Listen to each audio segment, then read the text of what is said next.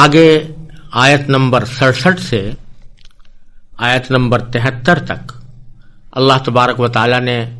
بنی اسرائیل ہی کی زندگی کا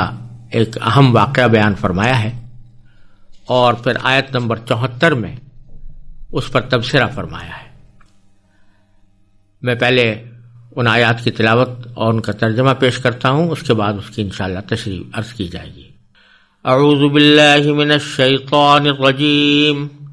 بسم اللہ الرحمن الرحیم۔ وَإِذْ قَالَ مُوسَىٰ لِقَوْمِهِ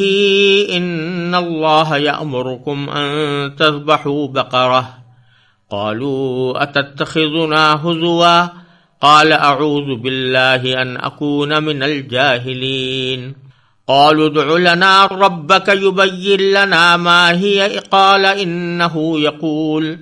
قَالُوا ادْعُ لَنَا رَبَّكَ يُبَيِّن لَّنَا مَا هِيَ قال إنه يقول إنها بقرة لا فارض ولا بكر عوان بين ذلك فافعلوا ما تؤمرون قالوا ادع لنا ربك يبين لنا ما لونها قال إنه يقول إنها بقرة صفراء فاقع لونها تسر الناظرين قالوا ادع لنا ربك يبين لنا ما هي إن البقرة شابه علينا وإنا إن شاء الله لمهتدون قال إنه يقول إنها بقرة لا ذلول تثير الأرض ولا تسقي الحرث مسلمة لا شية فيها قالوا الآن جئت بالحق فذبحوها وما كادوا يفعلون وإذ قتلتم نفسا فادارأتم فيها والله مخرج ما كنتم تكتمون فقلنا اضربوه ببعضها كذلك يحيي الله الموتى ويريكم آياته لعلكم تعقلون ثم قست قلوبكم من بعد ذلك فهي كالحجارة أو أشد قسوة وإن من الحجارة لما يتفجر منه الأنهار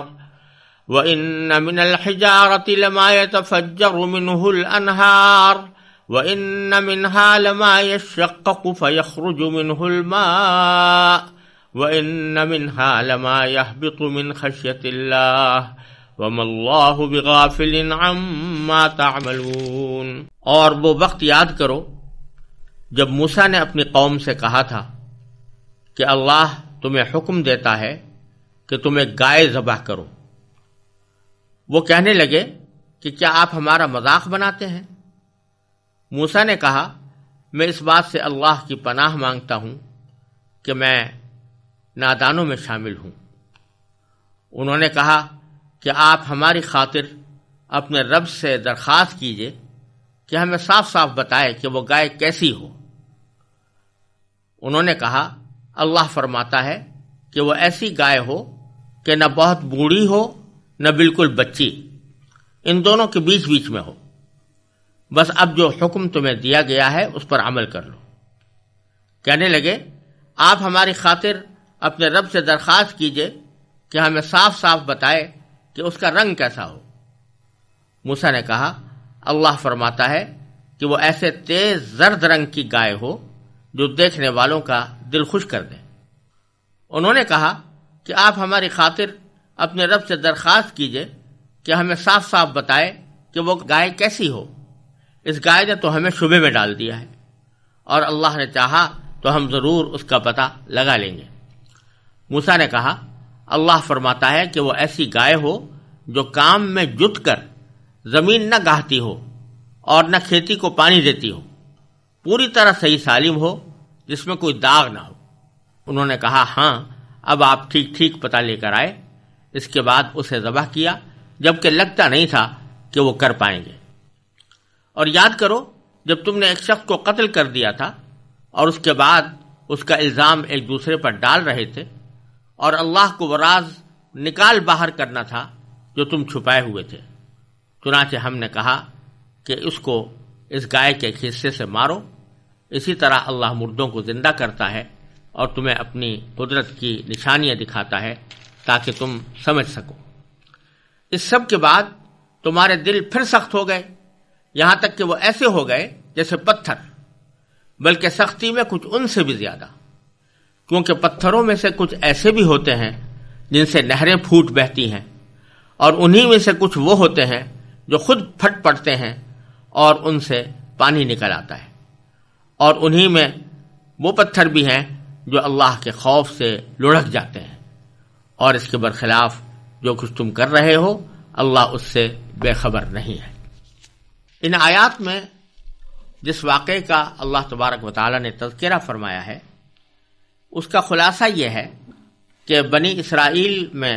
ایک مرتبہ کسی شخص کا قتل ہو گیا تھا، اور پتہ نہیں چل رہا تھا کہ کس نے اس شخص کو قتل کیا ہے، اور جو لوگ قاتل تھے وہ اس کو چھپانے کی کوشش کر رہے تھے۔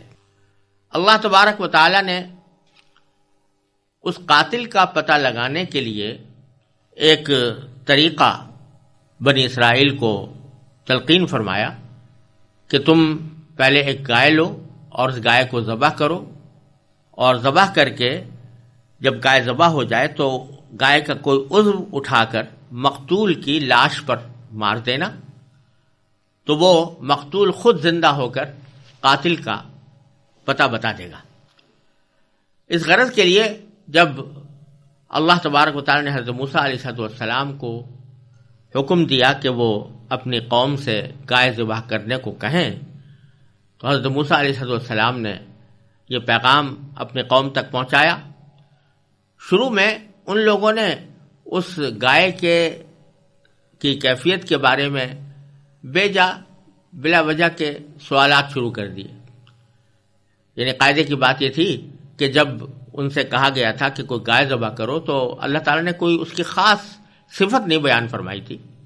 یہ نہیں فرمایا تھا کہ فلاں قسم کی گائے ہو۔ تو جب مطلق گائے کا حکم تھا تو وہ کسی بھی گائے کو ذبح کر دیتے تو اس حکم کی تعمیل ہو جاتی، لیکن ان کی طبیعت میں کچھ مین میخ تھی اور ان کی طبیعت میں سرکشی بھی تھی، تو پہلے تو ان سے سوال کیا کہ اللہ تعالیٰ ہمیں بتایا کہ وہ کس قسم کی گائے ہو، تو اللہ تعالیٰ نے کچھ صفات اس کی بیان فرما دی، پھر پوچھا اس کا رنگ کیسا ہو، اللہ تعالیٰ نے رنگ بیان فرما دیا، پھر پوچھا کہ اور اس کی صفات بیان کیجئے، تو اللہ تعالیٰ نے اور صفات بیان فرما دی، یہاں تک کہ اس گائے کا تلاش کرنا مشکل ہو گیا، ایسی گائے جس میں سے یہ ساری صفتیں پائی جاتی ہوں۔ آخرکار بہرحال وہ گائے ذبح کی گئی،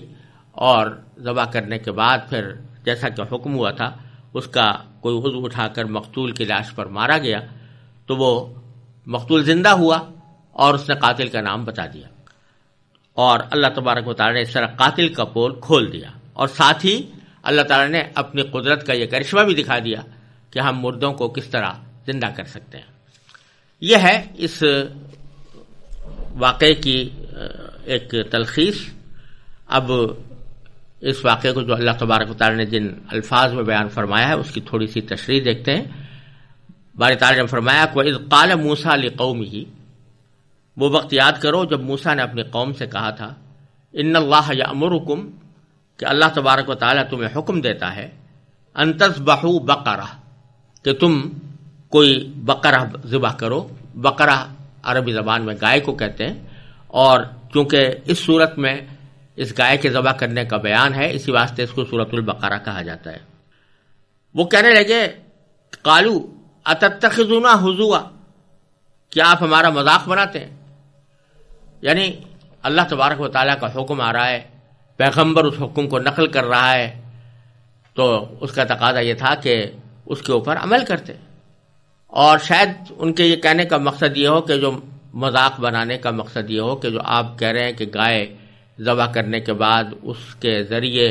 مقتول کو مارا جائے گا اور اس سے وہ زندہ ہو جائے گا، تو اس کو انہوں نے مذاق پر محمول کیا اور کہا کہ کیا آپ ہمارا مذاق بناتے ہیں؟ قال، تو حضرت موسیٰ علیہ السلام نے فرمایا کہ اعوذ باللہ، میں اللہ کی پناہ مانگتا ہوں اس بات سے کہ ان اکون من الجاہلین، کہ میں نادانوں میں جاہلوں میں شامل ہو جاؤں، یعنی اللہ تبارک و تعالیٰ کی طرف منسوب کر کے کوئی آدمی مذاق میں کوئی بات کہے جو حقیقت سے تعلق نہ رکھتی ہو، اس سے بڑی جہالت اور کیا ہو سکتی ہے؟ تو میں ایسا جاہل نہیں بن سکتا، ایسا نادان نہیں ہوں کہ اللہ تبارک و تعالیٰ کی طرف مذاق میں جھوٹی بات منسوب کروں۔ تو معلوم ہوا کہ مذاق میں جھوٹ بولنا بھی ناجائز ہے۔ بعض لوگ یہ سمجھتے ہیں کہ مذاق میں اگر کوئی جھوٹ بول دیا تو وہ چاہے جائز ہو جائے، تو یہاں پر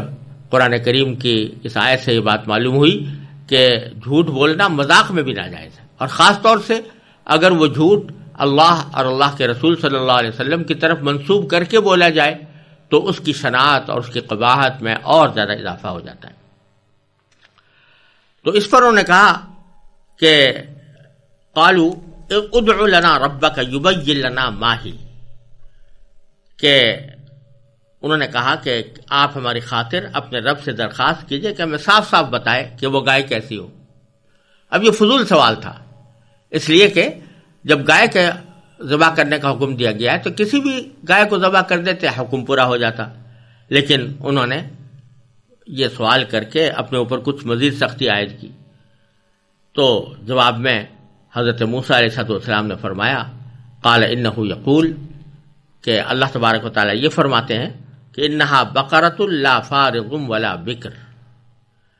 کہ وہ گائے ایسی ہو کہ نہ بہت بوڑھی ہو نہ بالکل بچی، اوان بین ذالک،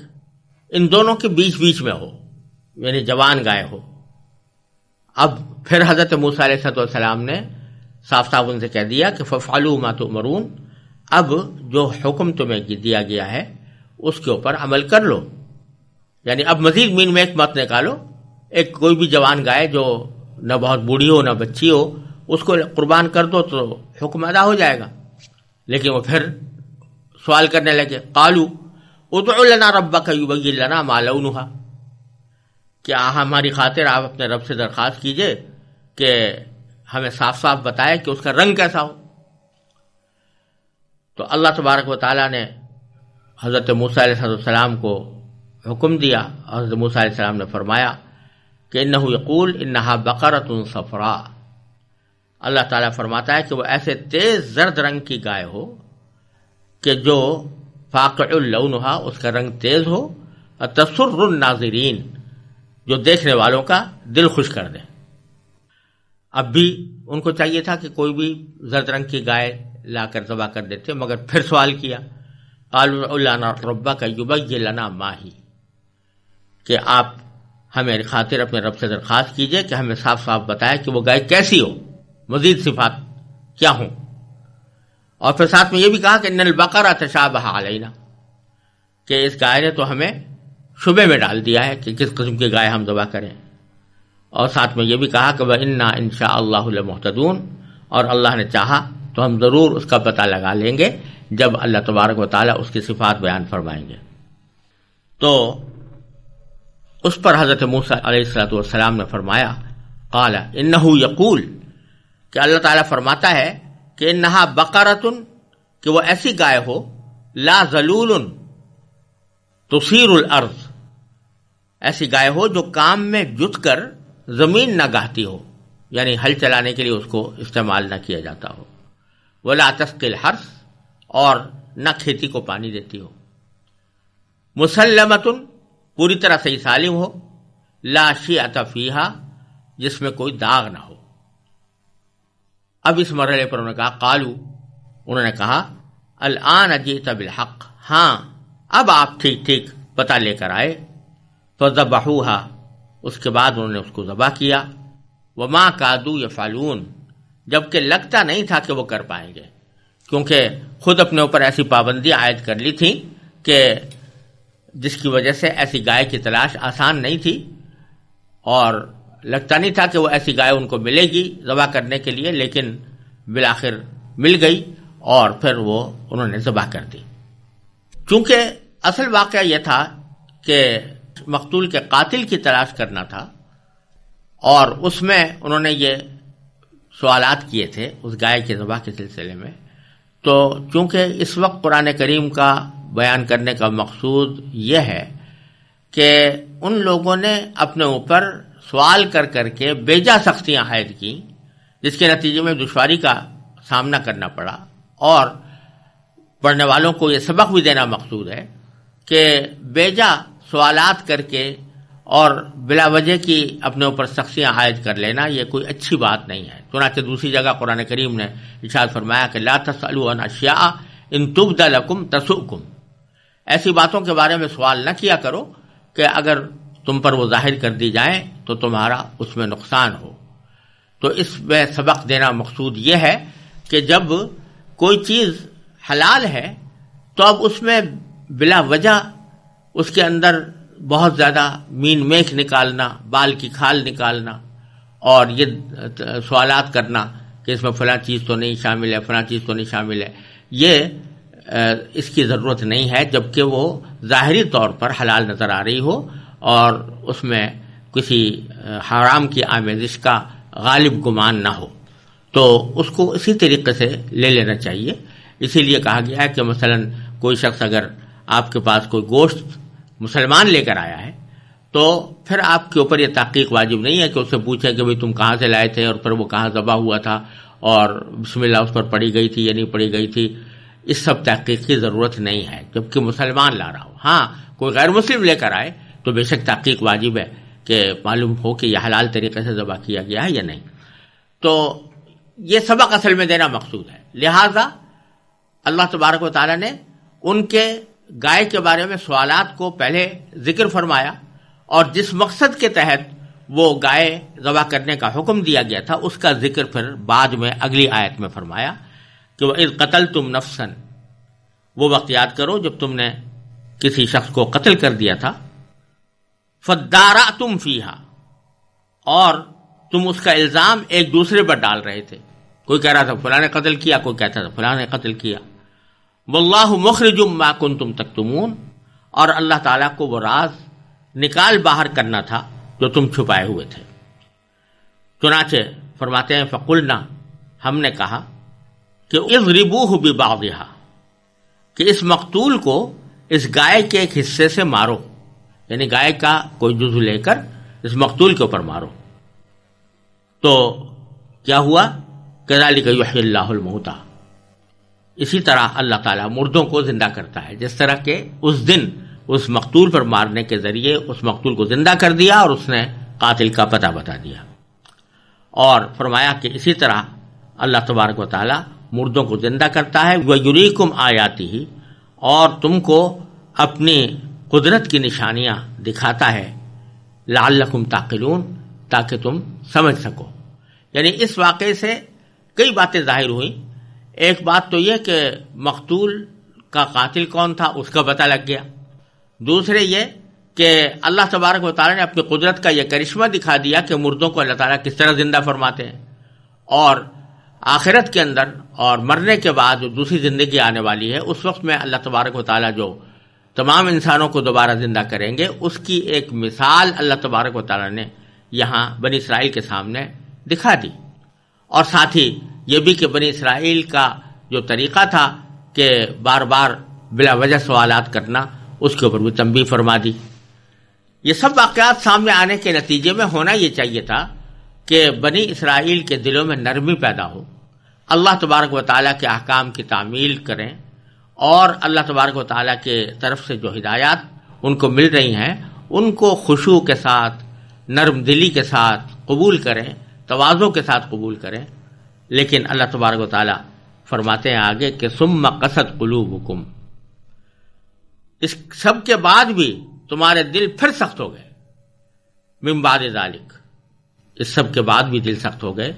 فہی کالحجارہ، تو وہ دل اس طرح سخت ہو گئے جیسے پتھر، او اشد قسوہ، بلکہ سختی میں پتھروں سے بھی زیادہ۔ وجہ کیوں؟ اس لیے کہ آگے باری تعالیٰ فرماتے ہیں کہ وَإِنَّ مِنَ الْحِجَارَةِ لَمَا يَتَفَجَّرُ مِنْهُ الْأَنْهَارُ، تمہاری دلوں کی سختی پتھروں سے بھی زیادہ اس لیے تھی کیونکہ پتھروں میں سے کچھ ایسے بھی ہوتے ہیں جن سے نہریں پھوٹ بہتی ہیں، اور انہی میں سے کچھ وہ ہوتے ہیں جو خود پھٹ پڑتے ہیں، وَإِنَّ مِنْهَا لَمَا يَشَقَّقُ، اور انہی پتھروں میں سے کچھ وہ ہوتے ہیں جو خود پھٹ پڑتے ہیں، فَيَخْرُجُ مِنْهُ الْمَاءُ، اور ان سے پانی نکل آتا ہے۔ بنی اسرائیل نے خود اپنی آنکھوں سے نظارہ دیکھا تھا کہ حضرت موسیٰ علیہ السلام کے عصا پتھر پر مارنے کے نتیجے میں 12 چشمے پھوٹ پڑے تھے۔ تو اللہ تبارک و تعالیٰ فرما رہے ہیں کہ بہت سے پتھر ایسے ہوتے ہیں کہ جن سے یا تو نہریں پھوٹ بہتی ہیں یا پھر وہ خود پھٹ کر اس میں سے پانی نکال دیتے ہیں۔ یہ 2 صورتیں ہیں، یعنی بعض اوقات تو کسی سنگلاخ چٹان سے پانی کے چشمے بہہ پڑے، جیسا کہ خود بنی اسرائیل کے ساتھ پیش آیا تھا اور جس کا ذکر پیچھے آیت نمبر 60 میں گزر چکا ہے۔ اور بعض اوقات بھاری مقدار میں تو پانی نہیں نکلتا، مگر پتھر شق ہو کر تھوڑا بہت پانی نکال دیتا ہے۔ اور پھر آگے فرمایا وَإِنَّ مِنْهَا لَمَا يَهْبِطُ مِنْ خَشْيَةِ اللَّهِ، پتھروں ہی میں سے کچھ ایسے بھی ہوتے ہیں جو اللہ کے خوف سے لڑک جاتے ہیں۔ اب یہاں اللہ تبارک و تعالیٰ یہ فرما رہے ہیں کہ پانی بھی نہ نکلے چاہے، لیکن پتھروں کے اندر بھی بعض اوقات اتنا شعور ہوتا ہے کہ اللہ تبارک و تعالیٰ کے خوف سے وہ نیچے گر جاتے ہیں۔ یہ بات کسی زمانے میں لوگوں کی سمجھ میں نہیں آتی تھی کہ پتھر جیسی بے جان چیز میں خوف کا کیا تصور ہو سکتا ہے،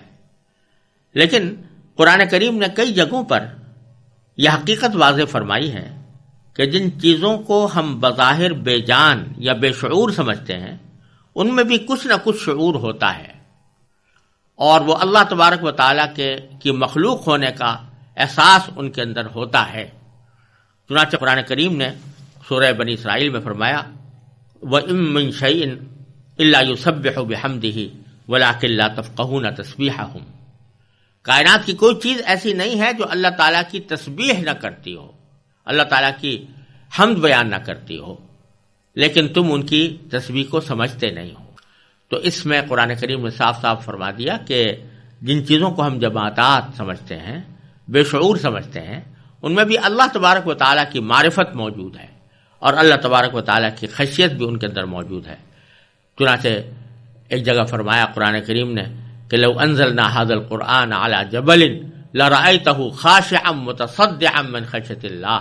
اگر ہم قرآن کو کسی پہاڑ پر اتارتے تو تم اس کو دیکھتے کہ وہ اللہ کی خشیت سے جھکا ہوا ہے اور پھٹا پڑ رہا ہے۔ اس سے بھی یہ بات معلوم ہوتی ہے کہ پہاڑوں میں بھی اور پتھروں میں بھی فی الجملہ شعور موجود ہے، اور کم از کم اتنا شعور موجود ہے کہ وہ اللہ تعالیٰ کی مخلوق ہیں اور اللہ تعالیٰ کی معرفت ان کے اندر اس درجے میں موجود ہے۔ لہذا اگر اللہ تعالیٰ یہ فرما رہا ہے کہ کچھ پتھر اللہ کے خوف سے لڑک جاتے ہیں تو اس میں کوئی تعجب کی بات نہیں ہے، اور یہ اللہ تبارک و تعالیٰ کی مخلوق ہے، اس میں جس طرح کا شعور اللہ تعالیٰ چاہیں اس میں پیدا فرما سکتے ہیں۔ اور آج تو سائنس بھی رفتہ رفتہ اس نتیجے پر پہنچ رہی ہے کہ جمادات میں بھی نمو اور شعور کی کچھ نہ کچھ صلاحیت موجود ہے۔ آگے پھر فرمایا وَمَا اللَّهُ بِغَافِلٍ عَمَّا تَعْمَلُونَ، اور اللہ تبارک و تعالیٰ اس بات سے بے خبر نہیں ہے جو تم کرتے رہتے ہو۔ یعنی پتھروں کے اندر تو یہ شعور ہے کہ وہ اللہ کی خشیت سے جھک جائیں یا نیچے گر جائیں، لیکن تم اس خشیت کے برخلاف جو کارروائیاں کرتے ہو اللہ تبارک و تعالیٰ ان سے غافل نہیں۔ مزید ویڈیوز دیکھنے کے لیے ہمارے چینل کو سبسکرائب کریں۔